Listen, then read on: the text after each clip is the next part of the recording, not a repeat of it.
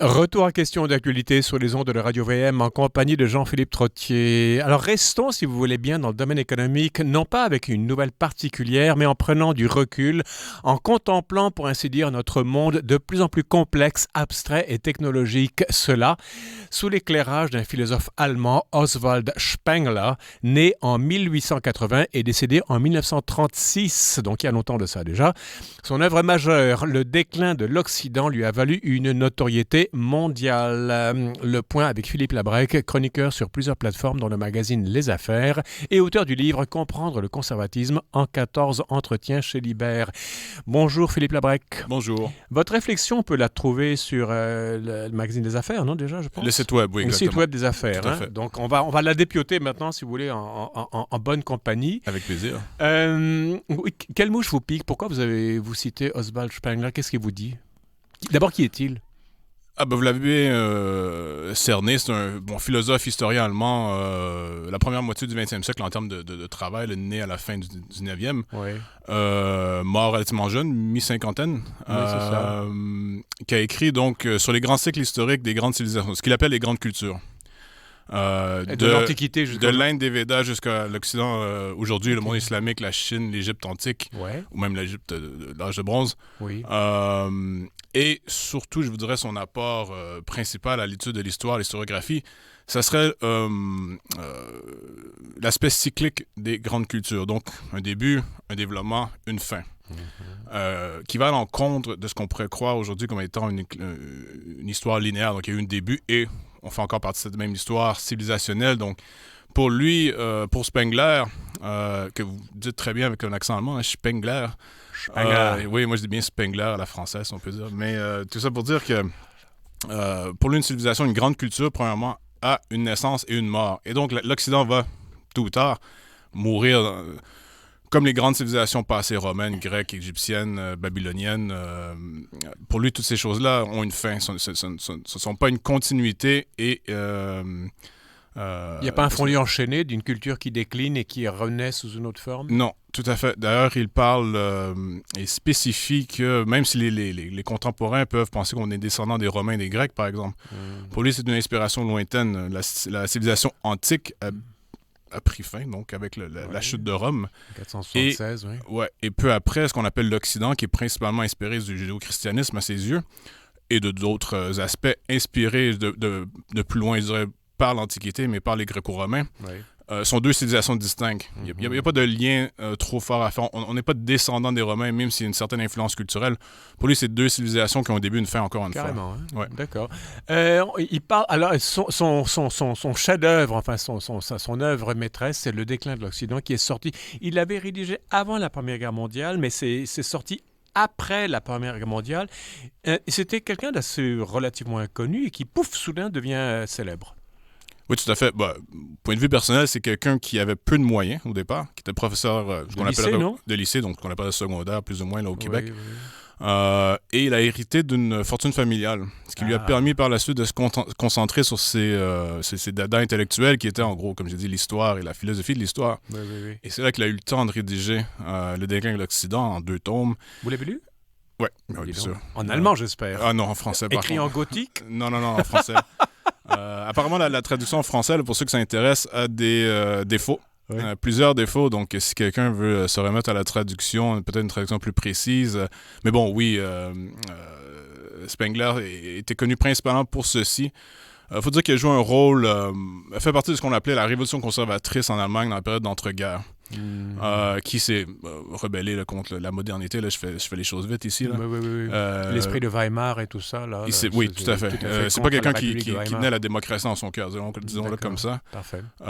Sans non plus être idéaliste d'un point de vue conservateur, il pensait pouvoir renverser l'histoire. Au contraire, il est plutôt déterministe. Pour lui, c'est la démocratie, l'argent, et donc l'abstraction de l'argent aussi, la monnaie littéralement, est quelque chose pour lui d'inévitable. Alors justement, parlons de la façon dont on comprend l'argent en Occident, la façon dont on comprend le travail en Occident. On les comprend de façon quantitative, si vous voulez, et on dit bien que l'argent mène le monde, Philippe Labrec. Mais Oswald Spengler le comprend, Spengler si vous préférez, le comprend d'une autre façon, et il introduit dans ses analyses par exemple, des notions comme l'inconscient économique collectif. Imaginez un petit peu ce que ça veut dire. On est en psychanalyse, on dirait. Une vie psychique propre à une époque, à une économie, etc. Donc, on sort d'un schéma marxiste ou même ultralibéral, l'un ou l'autre. Ah oui, tout à fait. Ouais. Je crois que le mot psychanalyse est le bon. Ouais. Je ne sais pas si Spengler lui-même l'aurait utilisé, mais c'est tout à fait, du moins à mon sens, ce qu'il fait. Et quand on parle d'une psyché collective en termes d'économie, faut dire que c'est, dans les mots de Spengler, quelque chose qui est unique à notre époque. Ah bon? Pas qu'à l'Occident, mais à la période tardive, ce qu'il pourrait appeler, ce que Spengler appelle l'hiver de l'Occident, donc on est proche de la fin. Pour Spengler, bien sûr, il y a 4 saisons dans une civilisation, dans une grande culture, tout comme il y a 4 saisons dans une année. Et l'hiver aurait commencé quand pour Spengler? Grosso modo, 18e siècle. Oh, déjà? À peu près. D'accord. Peut-être que je me trompe ici, là, mais Donc, pour lui, c'est l'avènement... pas nous qui le commençons, en Non, fait. non, on le continue. C'est rassurant. Non, on le continue. Je dirais que pour Spengler, la fin commence avec le libéralisme. Donc, c'est pour ça que je dis le 18e, c'est grosso modo la Révolution française et le début du libéralisme. Donc, c'est plutôt le 19e siècle, mais Spengler, il voit les premières traces, je vous dirais, là, de la fin. Alors, comment est-ce que ce philosophe allemand décédé en 1936, donc l'auteur du déclin de l'Occident, donc Oswald Spengler, comment est-ce qu'il analyse notre évolution économique, notre rapport au travail jusqu'à aujourd'hui? Parce que on n'est pas unique dans l'histoire. On n'est pas unique, non, c'est ce qui est intéressant. On peut commencer avec le rapport à l'argent, donc la monnaie, ce qu'on utilise pour payer nos différents achats. Oui. Spengler définit l'argent aux yeux comme étant dynamique. Une dynamique est basée sur des opérations de crédit. Ce qui veut dire que tout argent est créé par de la dette, une création de dette. Donc, l'émission d'argent est toujours faite par un prêt, en gros. Ce qui est à l'inverse d'une version métallique de l'argent, si je peux dire, ou l'argent frappé. Donc, certains se rappelleront qu'à une certaine époque, les gens payaient en or ou en argent. Oui. Le métal, bien sûr, là, quand je parle de l'argent. Donc, une pièce de monnaie qui était frappée, qui avait un poids spécifique, et donc sa valeur était à peu près fixe. Et très difficile d'augmenter en termes de quantité, ce qu'on appelle aujourd'hui la masse monétaire, sans avoir plus d'or ou d'argent physique. Si tel territoire n'a que 4 tonnes d'or dans son sous-sol, il ne peut pas inventer une 5e tonne. Exactement. C'est ça. À l'inverse d'aujourd'hui, où l'argent, on est passé du métal à ce qu'on appelle une note, donc un billet de banque, si vous préférez. Des assignats et tout comme ça. Exact. Oui. Donc, d'où la nature, où la valeur est déterminée par un chiffre qu'on a imprimé sur le billet. Oui. Et on sait qu'en théorie, le billet peut être imprimé à l'infini si les banques centrales le décident. Oui. Aujourd'hui, on est passé de ça, qui était déjà une forme plutôt abstraite de l'argent, le billet de banque, à tout ce qui est numérisé. Donc, on sait aujourd'hui, grosso modo, 95% de tout l'argent qui existe dans le monde n'existe que numériquement. Elle n'existe pas physiquement quelque part en termes de billets de banque ou encore moins en termes d'or ou d'argent. Vous me donnez le vertige, là, Philippe Labrec. Ça veut dire que 95% de l'argent est indexé sur rien du tout? Et ça peut s'effondrer comme ça du jour au lendemain? Je vous dirais que oui. Ça peut s'effondrer dans le sens... est-ce que ça peut s'effondrer? Est-ce que c'est pas... Les probabilités sont faibles. Okay. Mais les probabilités qu'il y ait une fluctuation quelconque sont de 100% et on le voit chaque jour. Le dollar canadien monte ou baisse à chaque minute, à chaque seconde. C'est vrai. Le dollar américain, même chose. Il reste à peu près plus de devises, je vous dirais, utilisées par les pays qui est indexé sur de l'or. Donc ça s'est terminé en 1971, là, pour ceux qui... Oui. Les férus d'histoire en termes de politique monétaire. Nixon, ou l'argent, sous Nixon, exactement. Quand le dollar américain était encore indexé sur l'or. Maintenant, il ne l'est plus. Il n'y a plus aucune devise qui est indexée sur l'or, tout simplement parce qu'à l'époque, les devises étaient indexées sur le dollar américain qui, lui, était indexé sur l'or. Parenthèse, on peut aussi payer en espèces. Vous savez d'où vient le mot espèce? Non, bonne question. En épices. Parce qu'on payait, au Moyen-Âge, on payait avec une monnaie métallique, si vous voulez, ou en épices, parce que les épices, ça venait de l'Arabie, ça venait de la Chine, de l'Inde, ça coûtait très cher à faire venir, et on pouvait payer en poivre ou en cannelle, si vous voulez. Un peu comme le salaire qui est dérivé de sel. Les Romains payaient le salaire en sel. Et les soldats, c'était ceux qui recevaient une solde et qui recevaient du sel pour l'engagement, pour aller se faire tuer chez les barbares, évidemment. Philippe, après qu'on revient à notre sujet, si je comprends bien, la monnaie, enfin l'argent, depuis, selon Oswald Spengler, dont vous nous parlez, auteur du Déclin de l'Occident, et auquel vous avez consacré un texte qu'on peut lire sur le site de Les Affaires, pour qui vous êtes chroniqueur, on a un processus d'abstraction graduelle, et là, comme ça, aujourd'hui, on vivrait, et peut-être même avec le Bitcoin, vous allez nous en dire quelques mots, on est vraiment dans les nuages, enfin, on atteint le stade gazeux, si vous voulez. Oui, la numérisation totale, je dirais. Mais le Bitcoin a quelque chose de particulier, c'est qu'il est plutôt fixe dans sa production. On ne peut pas simplement multiplier la production du Bitcoin. Sa production, l'augmentation, la création de nouveaux Bitcoin est fixée par des normes mathématiques, algorithmiques et une quantité d'électricité consommée pour la production de ceux-ci, ce qui diffère très largement. La production de devises nationales comme le dollar canadien, américain, qui, on le sait, surtout dans les dernières années, ceux qui ont porté attention à ce qui s'est passé, mais je vous dirais un peu plus loin dans l'histoire, on pourrait remonter à la crise financière de 2008, où les gouvernements ont produit une quantité, ont augmenté la masse monétaire de façon exponentielle du jour au lendemain, à peu près en appuyant sur Enter sur leur clavier. J'exagère, c'est une blague, mais le Bitcoin diffère largement de ça. Mais ce que je vois dans le Bitcoin, qui ressemble beaucoup aux prédictions, aux prophéties, certains diraient, de Spengler, c'est que le Bitcoin ne sera jamais une monnaie physique. On ne pourra jamais toucher du Bitcoin. Le Bitcoin ne sera jamais autre chose qu'un chiffre sur un écran, grosso modo. Ça ne veut pas dire qu'il n'est pas fixe dans sa production, dans la création de nouveaux Bitcoins, comme j'ai dit. C'est pour ça qu'à mon avis, du moins, là, il y a une certaine valeur tangible. Il y a une contradiction là-dedans dans le Bitcoin, parce que d'un côté, c'est intangible, mais d'autre côté, il y a des contraintes physiques et électriques à la production de nouveaux Bitcoins. Est-ce qu'on ne revient pas à la monnaie sonnante et trébuchante, l'or et l'argent, puisque c'est limité physiquement. On ne peut pas en faire plus. Donc, on revient au début de la civilisation occidentale. C'est merveilleux. Je voudrais même à la logique, la création d'argent qui pourrait remonter à quoi au début de l'humanité, des civilisations. On pourrait même dire 5 000, 10 000 ans, 12 000 ans avant Jésus-Christ peut-être. Ouais. Les premières monnaies frappées, on revient. Et c'est dans l'esprit même du Bitcoin, c'est d'éviter la multiplication artificielle de l'argent. Voilà. La création, l'augmentation de la masse monétaire, comme j'ai dit, de façon arbitraire et aléatoire, dépendamment des cycles économiques, qui fait que les devises perdent ou gagnent de la valeur, mais à long terme, elles perdent toujours leur valeur. Hein. Il y a ça dans l'histoire. Là, toutes les devises, tôt ou tard, sont mortes. En fait, mortes d'inflation, hein, on s'entend. On parle de cette évolution de la masse, de l'idée même de monnaie, et c'est pas que la monnaie change de nature, c'est que notre rapport aussi à la monnaie va changer, tout sera de plus en plus abstrait. Venons-en un peu au travail, parce que ça, c'est l'autre pôle de l'activité économique. Est-ce que le travail est une chose de plus en plus abstraite? Je pense aux paysans au Moyen-Âge, vous savez, il avait sa terre, et puis il pouvait produire ce que sa terre lui permettait de produire, sans les pesticides, ni les techniques, ni les ci, ni les ça. Et là, on est rendu à un tout autre niveau. Je veux dire, est-ce qu'on a la même évolution qu'on a vue avec la monnaie qu'avec le travail? Je vous dirais, à mon sens, surtout, là, ce qui est arrivé, c'est que tout maintenant découle du capital. Et ce qui veut dire que le capital est l'argent, oui, pardon. Okay, l'argent, oui. Pour dire les choses simplement. Mais il y a aussi le capital, la classe du capital, un peu comme ce que Marx appelait le capital. La bourgeoisie les moyens de production. Et la haute finance. C'est une espèce d'élite économique et politique maintenant qui contrôle, je vous dirais à peu près tout, directement ou indirectement. Oui. Et le fait que l'argent contrôle tout, quand je dis l'argent mène le monde dans mon texte, ça dévalorise le travail. Parce que le travail est fixe, en fait. On produit une voiture, admettons, ou on laboure ses terres, comme vous avez dit. La valeur créée par ceci est fixe. On a une voiture, en fin de compte, où on a une production alimentaire quelconque, agraire, qui nous nourrit, bien sûr. Donc, un effet concret, je vous dirais tangible, qui n'est pas négociable dans sa valeur d'utilisation quotidienne, si on peut dire. Mais l'argent, elle change tout ça. Bien sûr, la valeur de vos voitures va fluctuer. On l'a vu dernièrement, le prix des voitures a augmenté en flèche. Vous parlez de prix et de valeur. Exact. C'est le même mot pour vous ou pas? Non, c'est deux choses différentes. En fait, dans mon texte, j'utilise un exemple qui va peut-être être révélateur pour l'audience.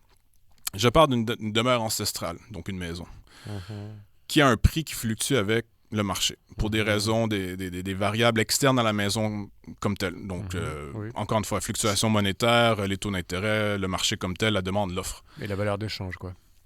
Ouais, je dirais le prix d'échange, la valeur, si c'est une maison ancestrale en particulier, donc qui se passe de père en fils, qui relie les générations passées, présentes et futures, elle est inquantifiable.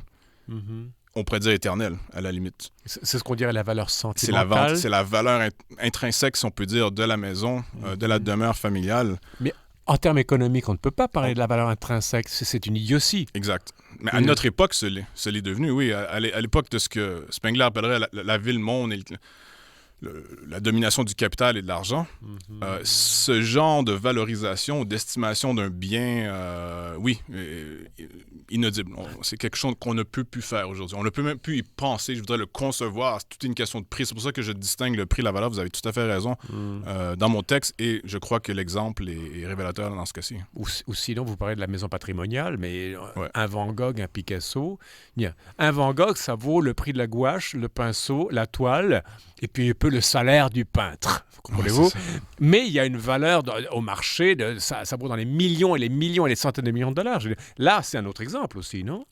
Je dirais que ça ressemble beaucoup à la demeure ancestrale. Regardez le prix des grandes œuvres artistiques qui datent souvent de plusieurs siècles.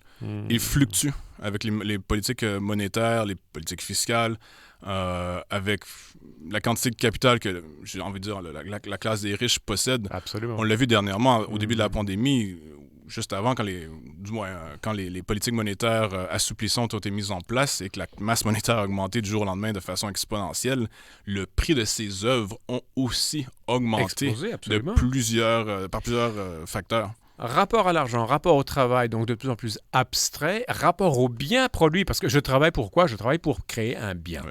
Qu'il soit concret, abstrait, peu importe, je travaille pour un bien. Mais est-ce que le rapport au bien lui-même change? Est-ce qu'il est de plus en plus abstrait également, selon Oswald Spengler? C'est une bonne question. Je voudrais que, pour Spengler, c'est moi qui le dis en allemand, le paysan a un rapport, il utilise le mot âme. Son âme est attachée à la terre, au produit, au bien, si on veut, que sa terre produit. Oui. Et pour lui, ce n'est pas une question de revente ou de prix ou de marchandisation d'entrer dans les marchés mondiaux qui compte. Il y a un lien entre ses ancêtres, lui-même, le Dieu peut-être, sa terre et la production de sa terre. Et donc, il y a une valeur spirituelle non seulement au travail, mais au produit de son travail. C'est sûr qu'aujourd'hui, tout ça, comme on a dit tantôt, a disparu. Donc, il reste le prix, à mon avis. C'est tout. C'est à peu près tout. Et c'est ce qui, on pourrait dire, pousse le travail ou le produit du travail à une certaine abstraction. Oui. C'est que on se rend compte assez rapidement que si quelque chose n'est pas rémunéré, donc perd de l'argent, peu de gens vont le faire ou ne le feront pas du tout. Absolument. Et donc, ces choses-là disparaissent. On le voit dans certains métiers d'art, certaines expertises très précises, l'artisanat. Tout à fait, oui. Ça disparaît tranquillement. Il nous reste 2 minutes et demie, Philippe Labrec. Donc, on parle de Oswald Spengler, si vous voulez, le philosophe allemand décédé en 1936. Abstraction de la notion d'argent, abstraction du travail, abstraction du bien, de la notion même du bien produit, si vous voulez. Est-ce que tout ça est lié aussi à une industrialisation croissante? Parce que le monde, de plus en plus, je crois que c'est les Nations Unies ou je ne sais pas trop qui dit que de plus en plus, on est 70% de la masse humaine vit dans des villes et ça ne fait que augmenter. Est-ce que il y a un lien de cause à effet là-dedans ou pas? Ah, les deux vont ensemble. Je crois que 70% de la population mondiale vivra en ville en 2050. Mais on a déjà dépassé le cap du 50-55% aujourd'hui. Donc, ça va s'accélérer pour atteindre environ 70%. Et c'est sûr qu'il y a un lien parce que pour Spengler, là, pour faire vite, la ville-monde, ce qu'on appelle les grandes métropoles aujourd'hui, représente le triomphe de l'intellect et du rationalisme sur le sang et l'âme. Et donc l'enracinement à la terre. Là, j'ai décrit le paysan tantôt, là, c'est un peu ce que Spengler appelle l'âme et les liens du sang. Oui. Et cette intelligence ne peut ensuite que penser ce rationalisme, surtout qu'en termes quantifiables, mathématiques et donc financiers d'un point de vue économique. Oui. Et c'est pour ça qu'aujourd'hui, l'immense majorité de la richesse créée mondialement se fait dans les grandes villes qui aspirent toute l'énergie vitale, j'ai envie de dire, ce qu'on pourrait appeler la campagne ou les régions aujourd'hui. Ce qui n'est pas unique à notre époque. Les Romains, les Grecs, les Égyptiens, les Babyloniens ont fait exactement la même chose. Donc, entre les cultures obéissent à une évolution la même, mais avec des déclinés de façon différente selon les cultures? Je dirais que c'est la grande thèse de Spengler. C'est un peu ça, oui. Tout à fait. Oui. Et la ville, elle aussi, la ville-monde. Hein, donc, les grands centres urbains meurent aussi tôt ou tard. Alors, nous sommes maintenant des acteurs, vous et moi et tout le monde, en fait, d'un déclin de l'Occident. En une minute, qu'est-ce qu'on peut... Vous dites qu'il faut rester lucide et libre plutôt que d'être des acteurs passifs. C'est bien ça, votre conclusion? Oui, tout à fait. Ben, pour reprendre les mots de Spengler, euh, Spengler avait écrit, je crois, là, dans une autre de ses œuvres en introduction, qu'il avait écrit le déclin de l'Occident non pas par pessimisme, mais par héroïsme. En voulant rappeler, bon, je pense à la jeunesse allemande de l'époque, que certaines choses étaient absolument possibles à notre époque, tout ce qui est ingénierie, jeu de l'argent et politique appliquée, mais que l'art, les grandes poussées spirituelles étaient mortes. Cette époque de l'Occident était passée. Il n'y aurait plus de grands essors spirituels comme au Moyen-Âge, de grands essors artistiques comme à l'époque baroque, par exemple. Mais alors, ces choses-là étaient terminées. Et qu'est-ce qu'on fait maintenant avec ce constat? On construit de grandes machines, on construit des systèmes financiers absolument d'une complexité incroyable. Mais sans âme. Mais pour lui, c'est éteint, c'est asséché. On peut pas ranimer cette chose malgré notre volonté. On est à cette époque de notre évolution civilisationnelle qui est celle de la machine et de l'argent, en gros. Philippe, il paraît qu'on a mille choses encore à raconter là-dessus, mais on n'a qu'à tenir votre texte de l'or au Bitcoin ou le déclin de l'Occident sur le site internet des affaires, accessible gratuitement sous la signature donc de Philippe Labrec. Merci beaucoup, dans quelques semaines. Merci à vous. Allez, au revoir, c'est la fin de l'émission. Demain, Rome ou Babel et la semaine politique québécoise et canadienne. À la régie Daniel Fortin, ici Jean-Philippe Trottier, je vous dis à demain.